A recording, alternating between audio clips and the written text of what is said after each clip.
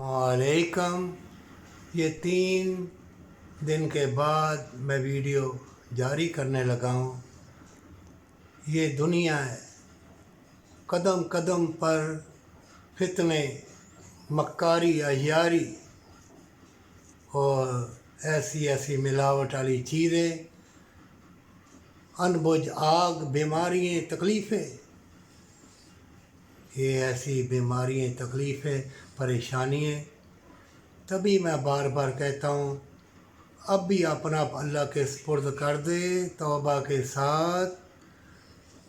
ऐ ईमान वाले, बेशक सोने के महल हो तेरे पास, दुनिया में बड़ा तो फेमस हो, बड़ा मशहूर हो, बड़ी दुनिया तो मैं जानती हो, आगे पीछे गाड़ियाँ हो, तो खाने पीने वाली चीज़ें जहर आलूद हों, पानी जहर आलूद हो।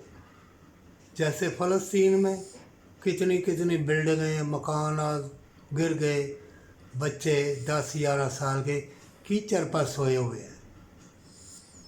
ये क्या है? ये घर घर में मोबाइल, महंगे तरीन, गरीब हो अमीर हो, मोबाइल ले दो, बुरी चीज़ें, बेहयाई देखें, बेहयाई को फैलाएं, भंगड़ा, नाच गाना। आखिरी पैगंबर सल्लल्लाहु अलैहि वसल्लम क्या ये सिखाया है उन्होंने?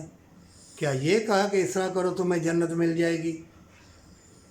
जान लो, जब घर घर बेहयाई फैल जाएगी ना, फ़लस्तीन, कश्मीर में देखो, और वहाँ भी देखो जो मजबूर, बहुत ही मजबूर है, और उसकी मजबूरी का ये मकार, अय्याश, ये दुनिया के तलबगार, नीचे लेट जाओ, लड़का हो या लड़की हो।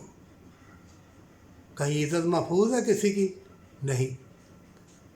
फिर अल्लाह ने तुम्हें छोटी सी ज़िंदगी दी है, बेशक धक्के मुक्के हैं, गुर्बत है, फटे पुराने लिबास हैं,